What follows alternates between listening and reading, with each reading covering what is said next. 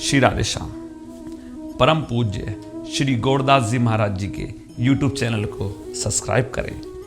पूज्य महाराज श्री की कथाओं को सर्वप्रथम देखने के लिए बेल आइकन दबाना ना भूलें।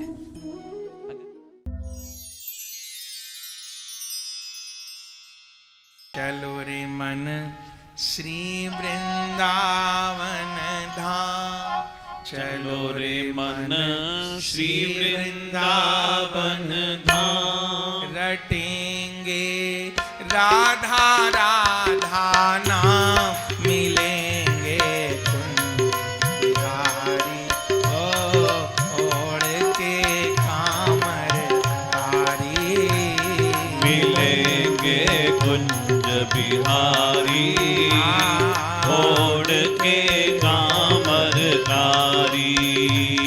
चलो रे मन श्री वृंदावन धाम, चलो रे मन श्री वृंदावन धाम। रटेंगे राधे जू को नाम, मिलेंगे कुंज बिहारी ओढ़ के कामर कारी। मिलेंगे कुंज बिहारी ओढ़ के कामर कारी। प्रात होत हम श्री यमुना जी नहाएंगे, रात होत हम श्री यमुना जी नहाएंगे। परिक्रमा कर जीवन सुफल बनाएंगे। परिक्रमा कर जीवन सुफल बनाएंगे। आहा परिक्रमा कर जीवन सुफल बनाएंगे। आहा परिक्रमा कर जीवन सुफल बनाएंगे। यहाँ पे पूरन होंगे काम, यहाँ पे पूरन होंगे काम। रटे जा राधा राधा नाम, मिलेंगे कुंज बिहारी ओढ़ के कामर कारी। मिलेंगे कुंज बिहारी ओढ़ के कामर कारी। चलो रे मन श्री वृंदावन धाम, चलो रे मन श्री वृंदावन धाम। रटे जा राधा राधा नाम, मिलेंगे कुंज बिहारी ओढ़ के कामर कारी। मिलेंगे कुंज बिहारी ओढ़ के कामर कारी। ओ सब धामन में बड़ो वृंदावन धाम है, सब धामन में बड़ो वृंदावन धाम है। सब धामन में बड़ो वृंदावन धाम है। सब धामन में बड़ो वृंदावन धाम है। सबते मीठो मधुर किशोरी जी को नाम है। सबसे मीठो मधुर किशोरी जी को नाम है। भैया सबते मीठो मधुर प्रिया जी को नाम है। सबसे मीठो मधुर प्रिया जी को नाम है। हरे मन यहीं मिले विश्राम, हरे मन यही मिले विश्राम। हरे मन यहीं मिले विश्राम। हरे मन यही मिले विश्राम। रटे जा राधा राधा नाम, मिलेंगे कुंज बिहारी ओढ़ के कामर कारी। मिलेंगे कुंज बिहारी ओढ़ के कामर कारी। कुंज कुंज बिहारी ओढ़ के कामर कारी लेंगे कुंज बिहारी ओढ़ के कामर कारी। ओहो दूर दूर ते नर नारी यहाँ आवे हैं, दूर दूर से नर नारी यहाँ आवे हैं, दूर दूर ते नर नारी यहाँ आवे हैं, दूर दूर से नर नारी यहाँ आवे हैं। रज की रज को अपने शीश लगावे हैं, ब्रज की रज को अपने शीश लगावे हैं, वृंदावन रज को अपने शीश लगावे हैं, वृंदावन रज को अपने शीश लगावे हैं। अरे क्यों भटके खामा खां, अरे क्यों भटके खामा खां, अरे क्यों भटके खामा खां, अरे क्यों भटके खामा खां।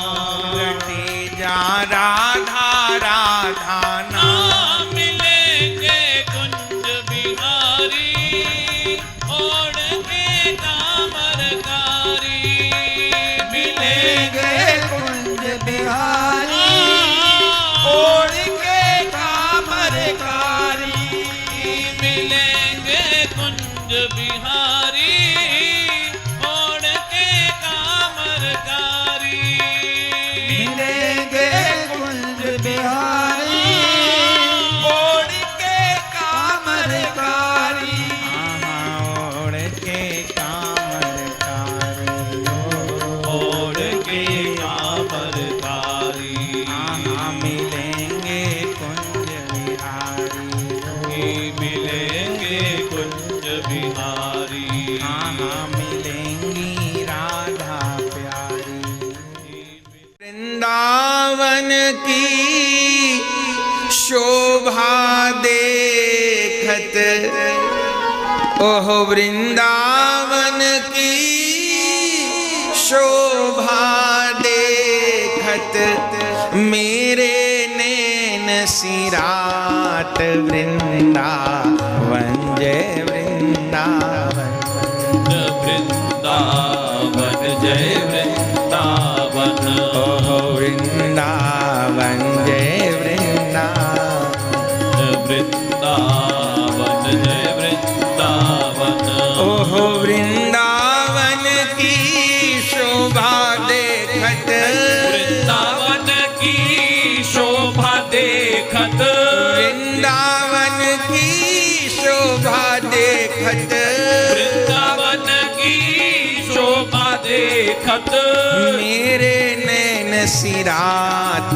वृंदावन जय वृंदावन, वृंदावन जय वृंदावन, ओह वृंदावन जय वृंदावन, वृंदावन जय वृंदावन, कुंजन कुंज पुंज सुख बरसत, कुंजन कुंज पुंज सुख बरसत, कुंजन कुंज पुंज सुख बरसत, कुंजन कुंज पुंज सुख बरसत, हर्षत सबके गात वृंदावन जय वृंदावन, वृंदावन जय वृंदावन, वृंदावन जय वृंदावन, वृंदावन जय वृंदावन, वृंदावन जय वृंदावन, वृंदावन राधा मोहन के निज मंदिर, राधा मोहन के निज मंदिर, राधा मोहन के निज मंदिर, राधा मोहन के निज मंदिर, महाप्रलय नहीं जात, महाप्रलय नहीं जात, ओहो महा महाप्रलय नहीं जात। महाप्रलय नहीं जात। और ब्रह्मा ते उपजो न अखंडित। ब्रह्मा ते उपजो न अखंडित। ब्रह्मा ते उपजो न अखंडित। ब्रह्मा ते उपजो न अखंडित। कबहू नाय न सात वृंदावन जय वृंदावन। वृंदावन जय वृंदावन। वृंदावन जय वृंदावन। वृंदावन जय वृंदावन। ओहो वृंदावन की शोभा देखत। वृंदावन की शोभा देखत। मेरे नैन सिरात। वृंदावन जय वृंदावन। वृंदावन जय वृंदावन। वृंदावन जय वृंदावन। वृंदावन जय वृंदावन। ओहो फनि पर रवि तर नहीं विराट महा। फनि पर रवि तर नहीं विराट महा। फनि पर रवि तर नहीं विराट महा। फनि पर रवि तर नहीं विराट महा। नहीं संध्या नहीं प्रात। नहीं संध्या नहीं कृष्ण नाम की नैया लेके ओ कृष्ण नाम की नैया लेके सतगुरु करे पुकार। आओ मेरी नैया में ले चलूं मैं भव से पार। आओ मेरी नैया में ले चलो मैं भव से पार। कृष्ण नाम की नैया लेके ओ कृष्ण नाम की नैया लेके सतगुरु करे पुकार। आओ मेरी नैया में ले चलूं मैं भव से पार। आओ मेरी नैया में ले चलो मैं भव से पार। सुखदेव जी गुनगुनाते हुए आ रहे हैं, गा रहे हैं। आहा जो मेरी इस नैया में चढ़ जाएगा। जो मेरी इस नैया में चढ़ जाएगा। जन्म जन्म का पाप ताप गल जाएगा। जन्म जन्म का पाप ताप गल जाएगा। मिटे 84 के बंधन। ओ मिटे 84 के बंधन और हो जाए उद्धार। आओ मेरी नैया में ले चलूं मैं भव से पार। आओ मेरी नैया में ले चलो मैं भव से पार। आओ मेरी नैया में ले चलूं मैं भव से पार। आओ मेरी नैया में ले चलो मैं भव से पार। यही गुनगुनाते सुखदेव जी आ रहे हैं। मानो गुरु और शिष्य का मन का तार जुड़ा हुआ है। गुरु जी कह रहे हैं जो मेरी नैया में चढ़ जाएगा, जन्म जन्म के पाप ताप से बच जाएगा, उसका फिर पुनर्जन्म नहीं होगा, 84 के बंधन में नहीं पड़ेगा, भगवत धाम को जाएगा। आओ मेरी नौका में बैठ जाओ। अब उत्तर दे रहे हैं, अपनी जिज्ञासा कर रहे हैं, निवेदन कर रहे हैं परीक्षित मन ही मन कि हे गुरुदेव भगवान, आप सच्चे, आपकी भक्ति सच्ची, आपकी नौका सच्ची, पर जब मैं अपनी ओर देखता हूं तो मुझे बहुत ग्लानि होती है। क्यों? परीक्षित जी कह रहे हैं पाप की गठरी शीस धरी कैसे आऊं,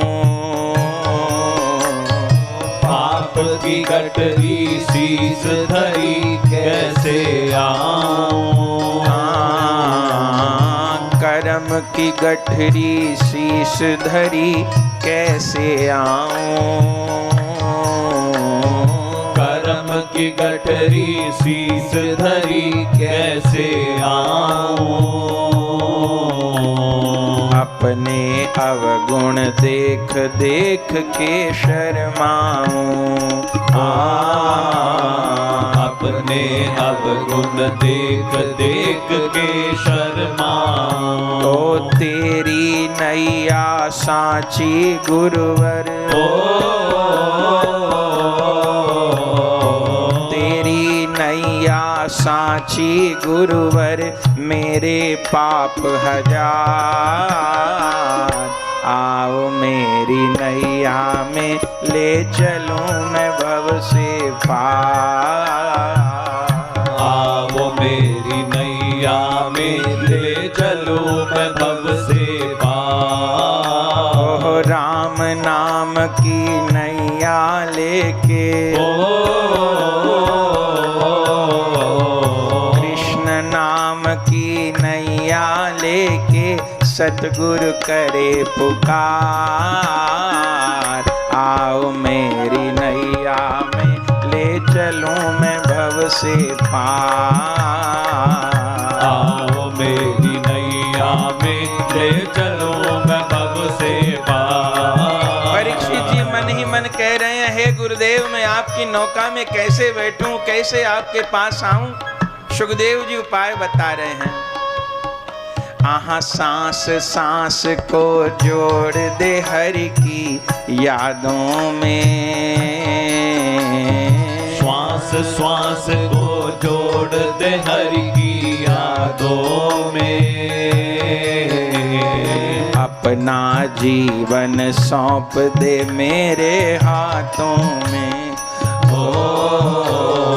अपना जीवन सौंप दे मेरे हाथों में। ये सुखदेव भगवान कह रहे हैं, गुरुदेव भगवान अपने शिष्य को कह रहे हैं, तू अपना जीवन सौंप दे मेरे हाथों में,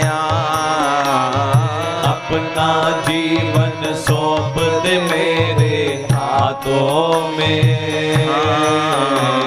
श्वास श्वास को जोड़ दे हरि की यादों में, श्वास श्वास को जोड़ दे हरि की यादों में। हरि पाप पुण्य का बन कर आया,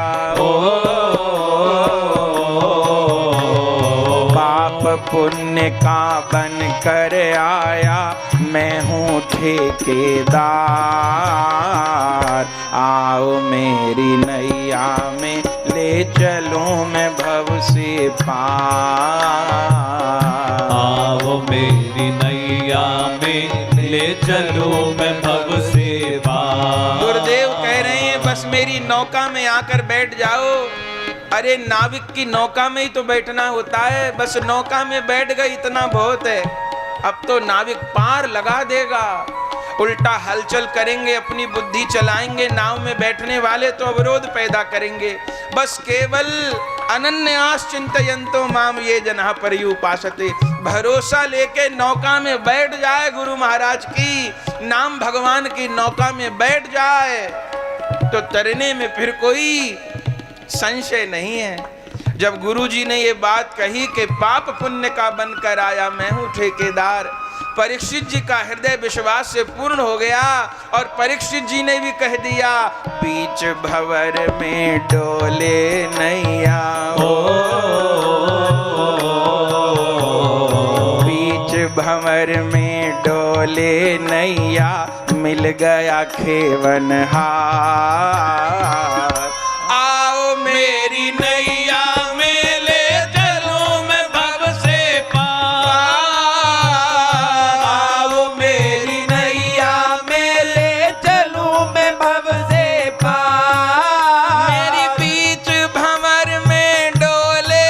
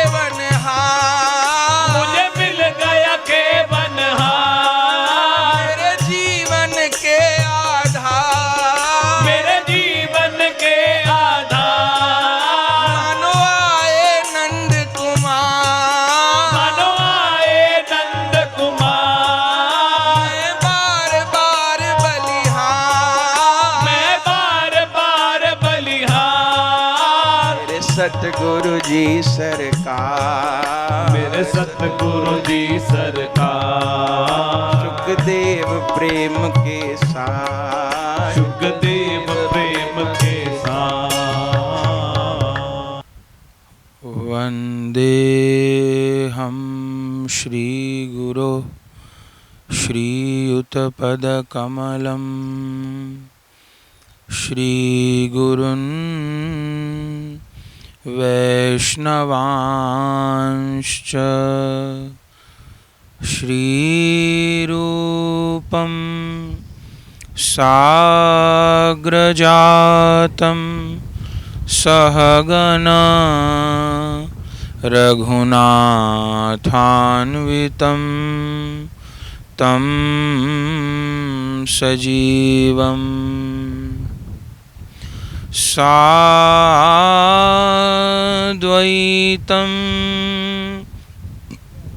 सावधूतं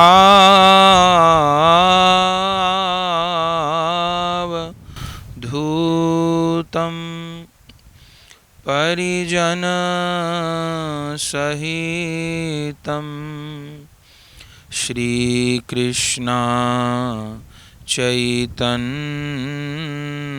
देवं श्री राधा कृष्ण पादान् सहगण ललिता श्री विशाखान्वितांश्च श्री गुरु प्रेमानंदे निताय गौरहरि। श्री गुरु प्रेमानंदे निताय गौरहरि। श्री गुरु प्रेमानंदे भजो निताय गौर राधे श्याम जप हरे कृष्णा हरे राम।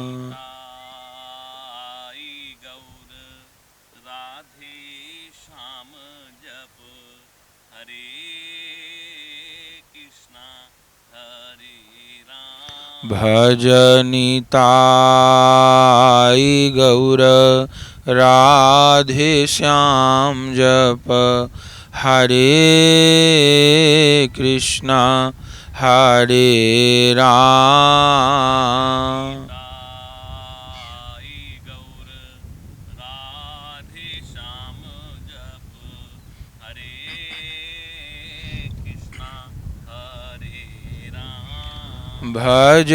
भजनिताय गौर राधे श्याम जप हरे कृष्ण हरे राम।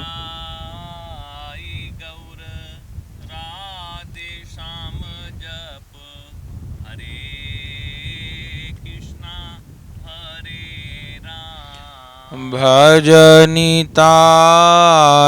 गौर राधे श्याम जप हरे कृष्ण हरे राम।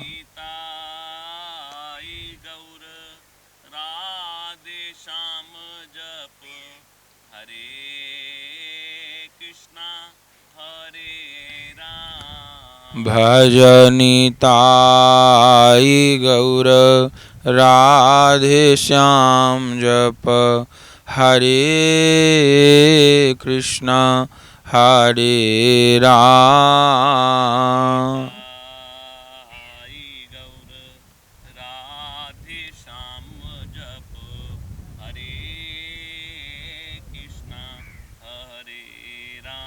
भजनिताय गौर राधे श्याम जप हरे कृष्ण हरे राम।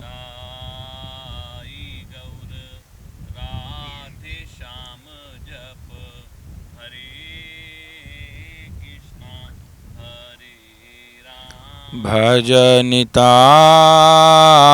गौर राधे श्याम।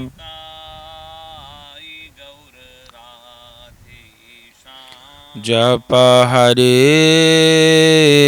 कृष्ण हरे राम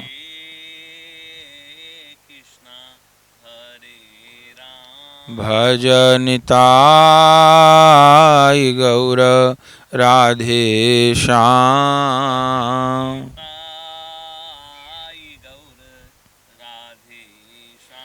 जप हरे कृष्ण हरे राम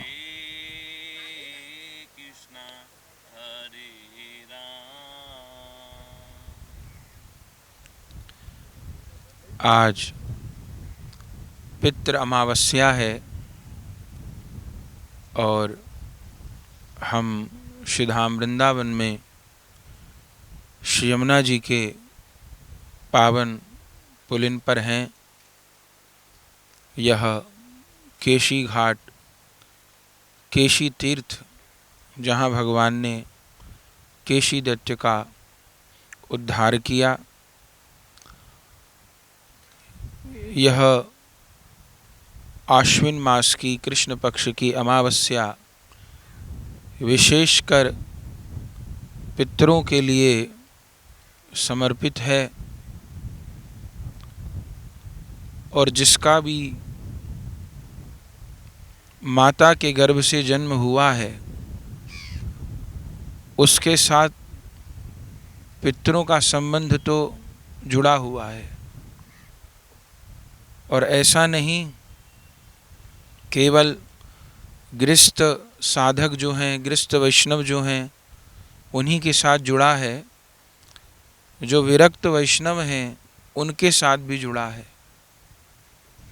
क्योंकि जब तक ये पंच भौतिक देह है तब तक संबंध है, जब तक इस पंच भौतिक देह में ममत्व बना हुआ है तब तक इस देह के संबंधों से या दायित्वों से जीव बच नहीं सकता।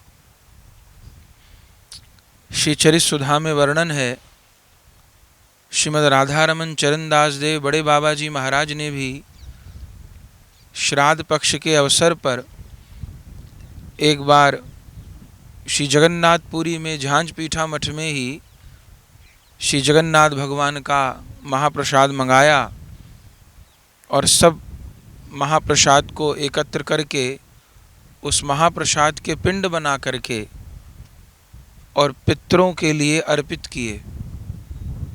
जितने भी विरक्त वैष्णव थे, बड़े बाबा जी महाराज के आश्रित तो प्रायः सब विरक्त वैष्णव ही थे, वेशधारी ही थे, उन सब को बाबा ने पितरों के निमित्त, क्योंकि सबका किसी न किसी परिवार में जन्म हुआ था, तो पितरों के निमित्त महाप्रसाद अर्पण करवाया, तर्पण करवाया। तो जो गुरुनिष्ठ थे उनके मन में तो कोई संशय नहीं हुआ, लेकिन समाज में सभी प्रकार के लोग होते हैं। तो कुछ लोग बड़े बाबा जी के इस आचरण का कि उन्होंने स्वयं विरक्त होते हुए और स्वयं विरक्त वैष्णवों के निमित्त यह पिंडदान क्रिया या तर्पण वाली क्रिया कराई, तो इस बात की कुछ लोगों के द्वारा निंदा भी होने लग गई। और उस समय बड़े बाबा जी महाराज के कुछ शिष्यों ने भी इस चीज़ को सुना तो बहुत दुख हुआ और एक चर्चा चल पड़ी जगन्नाथपुरी में, और कुछ शिष्यों के मन में भी संशय हुआ। तब चलते चलते बात बड़े बाबा जी महाराज तक भी पहुंची। तब बड़े बाबा जी महाराज ने सबको समझाया और कहा कि जब तक ये पंच भौतिक देह है, श्री गोविंद को प्राप्त कर लिए, इस पंच भौतिक देह से ऊपर उठ करके सिद्ध देह में स्थिति हो गई, तब तो कोई दायित्व नहीं बचता। पर जब तक इस पंच भौतिक देह में हम हैं, हमको पहनने का, पाने का, अच्छे बुरे का, देहाध्यास का बोध है, तब तक हम कैसे जो दायित्व हैं मनुष्य देह के उनसे बच सकते हैं। तो जहाँ शरीर का जन्म हुआ है, उनके जो पूर्वज पितृ हैं वे वंशजों से आशा रखते ही हैं, और संसारी वंशजों से भले न रखते हों, पर अगर परंपरा में कोई वैष्णव हो जाएं, साधु हो जाएं, तो उनसे विशेष रूप से रखते हैं। और क्या आशा रखते हैं कि ये हमारा उद्धार कर दें। हम लोग पितृलोक के विषय में तो बार बार सुनते ही हैं।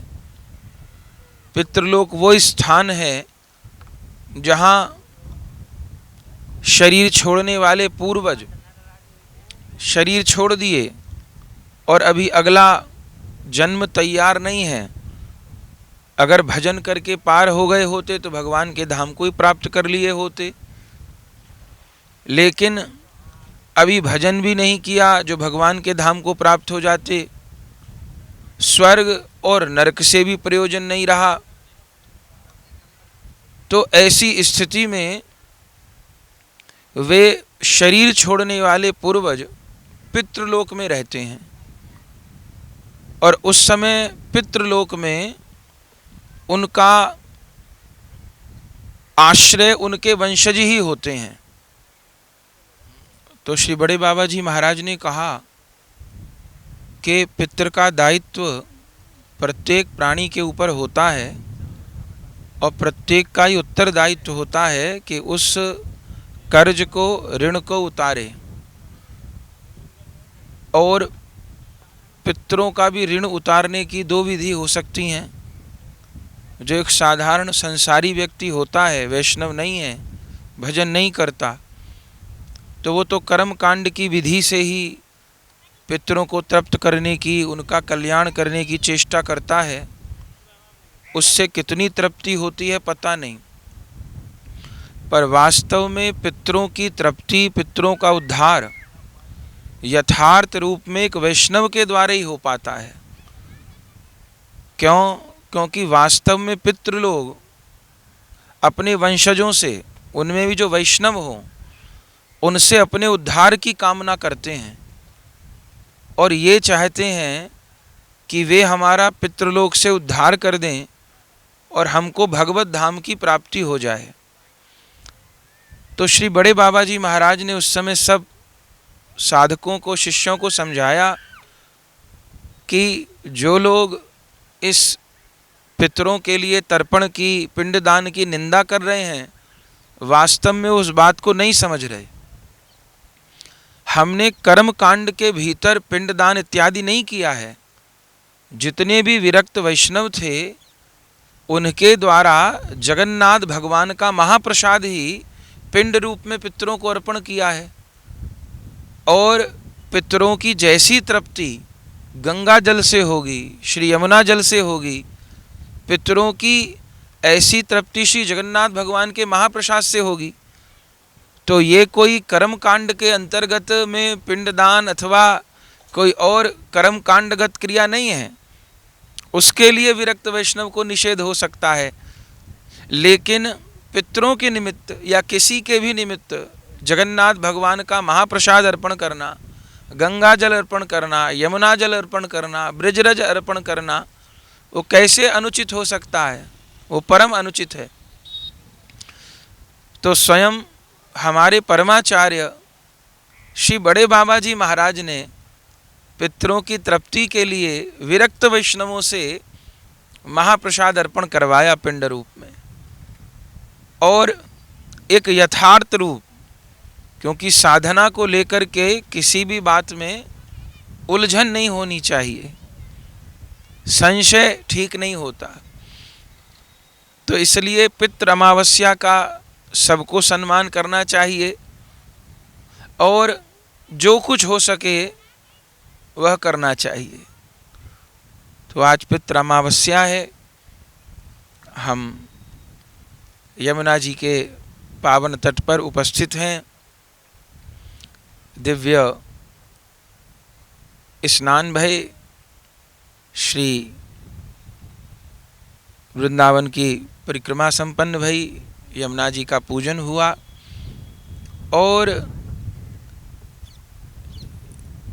यमुना जी स्नान करके केवल अपने शरीर नहीं, जितने भी वैष्णव अपने यहाँ बड़े बाबा जी महाराज को समर्पित हैं, आश्रित हैं, उन सब के निमित्त, सब वैष्णवों के पितृ संतुष्ट हों, इस निमित्त पितृगणों को यमुना जल से तर्पण संपन्न हुआ और महाप्रसाद अर्पण करके पितरों की तृप्ति हो और जो कोई पितृलोक में विराजमान है उन सबको धामवास प्राप्त हो। हम लोग भागवत जी में भी सुनते हैं कि गया जी में पिंडदान की बड़ी महिमा है। स्वयं लीला में हमारे महाप्रभु जी भी गया जी गए हैं श्राद्ध करने के लिए, पिंडदान करने के लिए। लेकिन गया जी की महिमा क्यों है? क्योंकि वहाँ गदाधर भगवान के, श्री कृष्ण के चरण चिन्ह अंकित हैं। कथा हम लोग सुनते हैं कि गयासुर का उद्धार करने के लिए भगवान पधारे और उसके सिर पर अपने चरण स्थापित किए, तो विष्णु पाद पद्म वहाँ उपस्थित हैं और भगवान के चरण कमल, चरण चिन्ह विराजमान हैं। इसलिए वहाँ पिंडदान करने से मोक्ष होता है, उद्धार होता है। गया जी की इतनी महिमा है, पूरे विश्व से लोग इकट्ठे होते हैं। तो विचार करने की ये बात है कि गया जी में एक चरण चिन्ह भगवान का विराजमान है और इतनी महिमा है कि करोड़ों वर्ष हो गए और सबका अवतरण हो रहा है। तो जब एक चिन्ह विराजमान होने से गया जी की इतनी महिमा है, तो हमारी ब्रजभूमि की कितनी महिमा होगी, श्रीधाम वृंदावन की कितनी महिमा होगी, जहाँ 1 इंच ऐसी भूमि नहीं है जहाँ एक बार नहीं करोड़ों बार राधा माधव के चरण न पड़े हों, महाप्रभु जी के चरण न पड़े हों, ब्रज परिकर के चरण न पड़े हों। तो एक चरण चिन्ह होने से गया जी की इतनी महिमा है, तो फिर श्रीधाम वृंदावन की क्या महिमा होगी, उसका आकलन तो हमको लगता है बृहस्पति जी, सरस्वती जी भी नहीं कर पाएंगे। वो करोड़ों कल्पों तक अगर हिसाब किताब लगाते रहें। तो हम वैष्णवों के लिए तो सारे तीर्थों के महातीर्थ श्री ब्रज हैं, श्रीधाम वृंदावन हैं। हमारे लिए सब धामों के धाम श्रीधाम वृंदावन हैं। हम वैष्णवों को जीते भी वृंदावन चाहिए और मरते हुए भी वृंदावन चाहिए। तो यहाँ यमुना जी के तट पर पितरों की शांति के निमित्त, पितरों की प्रसन्नता के निमित्त, ये कोई सामान्य केवल कर्म कांड भर नहीं है। इस आशा से कि समस्त पितृगणों को धामवास प्राप्त हो, श्री राधा माधव के चरण कमल प्राप्त हों, क्योंकि यही जीव का उद्धार है। न तो पितृलोक में उद्धार है, ना कोई स्वर्ग नरक से वैष्णवों का प्रयोजन है। हमारा प्रयोजन भगवान के नित्य धाम श्री ब्रज से है, श्री वृंदावन से है। तो इस उद्देश्य से पितृ अमावस्या पर यह वैष्णव पितृ कार्य संपन्न हुआ। और उसके साथ अब कल से अधिक मास भी प्रारंभ है और अधिक मास की प्रवृत्ति आज पितृ अमावस्या को लगभग 5:30 बजे से ही प्रारंभ है और फिर 18 सितंबर से 16 अक्टूबर तक अधिक मास है।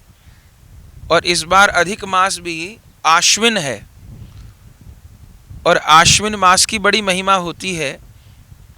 और अधिक मास आश्विन सबसे कम पड़ता है, सावन अनेक बार पड़ता है, ज्येष्ठ मास, वैशाख मास, 12 या 17 वर्ष में आषाढ़ मास भी पड़ता है, पर आश्विन मास सबसे कम अधिक पड़ता है। आश्विन मास की महिमा ये है कि एक तो पितृपक्ष आश्विन मास में होते हैं, और दूसरी बात कि आश्विन मास की पूर्णिमा को महारास होता है।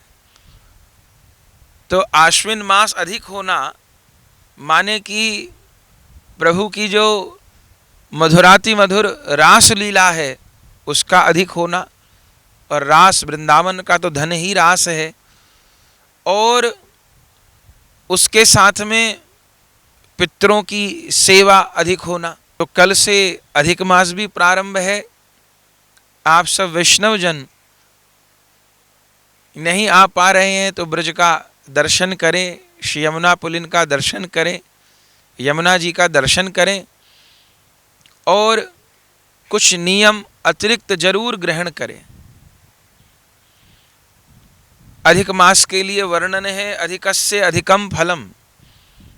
इस अधिक मास में जो अधिक हो, जब नाम ही अधिक मास है, ऐसे तो वैष्णव 12 महीने 30 दिन 8 याम भजन में ही रहते हैं, पर इस अधिक मास की महिमा यही है, जो भी कुछ हम करते हैं उसको कुछ अधिक करके करें, कुछ बढ़ाकर करें।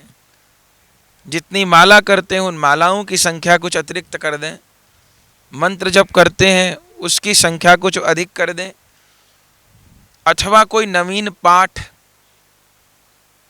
उसका संकल्प ले लें कि हम इस एक मास में श्रीमद् भागवत जी का संपूर्ण मूल पाठ करेंगे।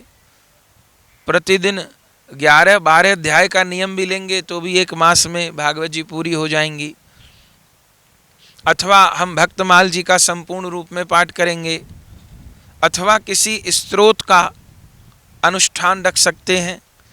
श्री नारायण कवच हम अधिक मास में 1100 नारायण कवच करेंगे, स्वयं संकल्प पूर्वक।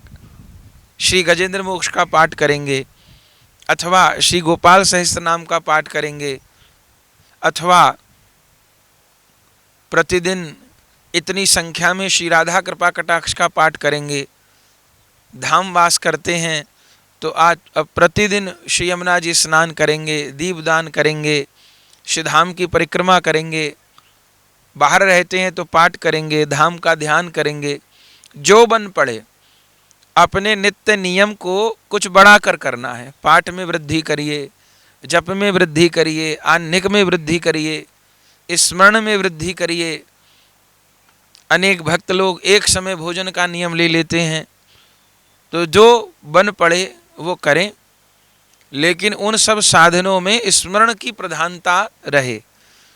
क्योंकि हम सब जानते हैं कि ये अधिक मास किसके लिए प्रकट हुआ है। ये अधिक मास ठाकुर जी ने प्रहलाद जी के लिए प्रकट किया है। क्योंकि हिरण्याकश्यप ने जो अनेक वरदान मांगे थे ब्रह्मा जी से अमर होने के, उनमें एक वरदान ये भी था कि मैं ब्रह्मा के बनाए 12 महीनों में कभी न मरूं।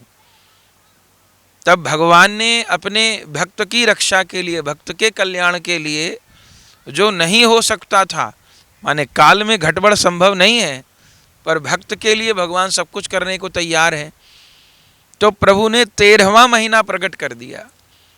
उस 13वें महीने को तो अधिक कहते हैं, और करना तो एक ही बार था हिरण्याकश्यप के उद्धार के लिए, पर भक्त से जुड़ी हुई जो बात होती है वो भगवान को बड़ी प्यारी होती है, तो एक ही बार प्रकट करके काम चल जाता। लेकिन ऐसी व्यवस्था विधि ने कर दी कि हर तीसरे मास, हर तीसरे वर्ष अधिक मास उपस्थित होता है। और वह अधिक मास ग्रंथों में वर्णन है कि संसारिक शुभ कार्य नहीं होते, कोई सकाम कर्म नहीं होते, क्योंकि इस मास में संक्रांति नहीं पड़ती, तो इस मास का कोई स्वामी नहीं है, तो संसारिक जो शुभ कर्म है वो नहीं होते। लेकिन उसी के साथ जो उपासना संबंधी कर्म है, भजन संबंधी बातें हैं, उसके लिए इस अधिक मास से श्रेष्ठ कुछ नहीं। क्योंकि इस अधिक मास में किए हुए भजन का करोड़ों गुना महत्व है। तो ये मास भजन का, आराधना का, स्मरण का, उपासना का है। और आज पितृ अमावस्या है, कल से अधिक मास प्रारंभ है। तो हम सब लोग श्री धाम को प्रणाम करें, पितरों को प्रणाम करें। हमारे ऊपर जो पितृ ऋण है, हर जीव के ऊपर पितृ ऋण है। श्री धाम में श्री यमुना जी स्नान करे से, श्री यमुना जल से तर्पण करे से, पितरों के उद्धार की श्री ठाकुर जी को कामना करे से उन सबका भी उद्धार हो, उन सबको धामवास प्राप्त हो, राधा गोविंद के चरण कमल प्राप्त हो और हमारा स्वयं का जीवन भी धन्य धन्य हो। इस मनुष्य शरीर को हम सफल कर पाएं, ऐसी भावना है। और सब लोग अब आगे अधिक मास का पालन करिए। जैसे बन पड़े परिस्थितियां तो आजकल जैसी हैं वो आप जान ही रहे हैं। धाम का दर्शन बन सके, धाम का आश्रय जितनी मात्रा में ग्रहण हो सके करें।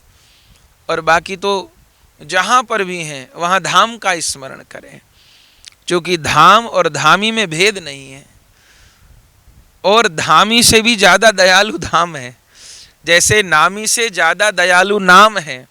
नामी तो शुद्ध अंतःकरण होने पर ही कृपा करते हैं, पर नाम भगवान तो हम जैसे अशुद्ध अंतःकरण वालों के जीभा पर भी प्रकट हो जाते हैं। ऐसे ही धामी तो चित्त शुद्ध होने पर ही दृष्टिगोचर होते हैं, ध्यान गोचर होते हैं। पर ये श्रीधाम वृंदावन,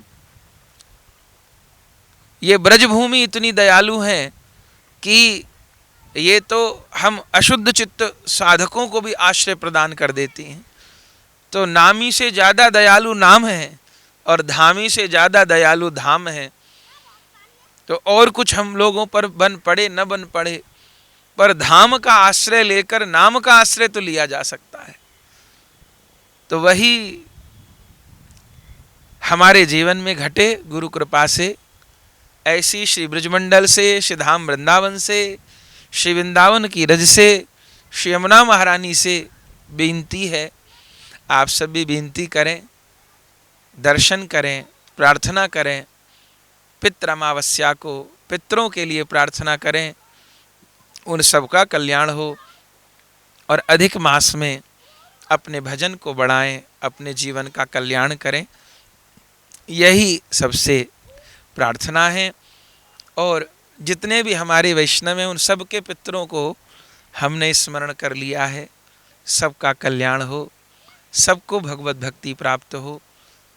इसी भावना के साथ श्री यमुना तट से आप सबको प्रणाम करते हैं, आप सबके लिए मंगल कामना करते हैं।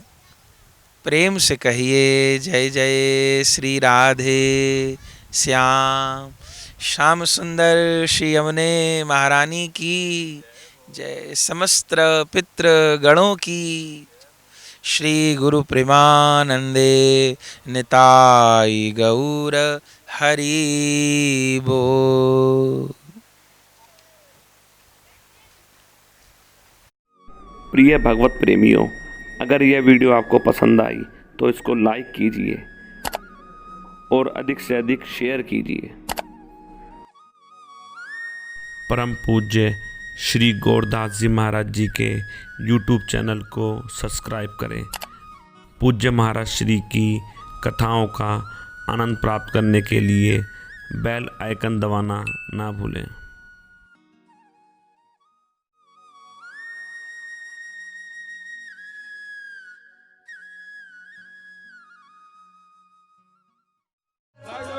गौरांग श्याम हरे कृष्ण हरे राम, गौरांग श्याम हरे कृष्ण हरे राम, गौरांग श्याम हरे कृष्ण हरे राम, गौरांग श्याम हरे कृष्ण हरे राम, गौरांग श्याम हरे कृष्ण हरे राम, गौरांग श्याम हरे कृष्ण हरे राम, गौरांग श्याम हरे कृष्ण हरे राम, गौरांग श्याम हरे कृष्ण हरे राम, गौरांग श्याम हरे कृष्ण हरे राम, गौरांग श्याम हरे कृष्ण हरे राम, गौरांग श्याम हरे कृष्ण हरे राम, भजन निताय गौरांग श्याम हरे कृष्ण हरे राम, भजन निताय गौरांग श्याम हरे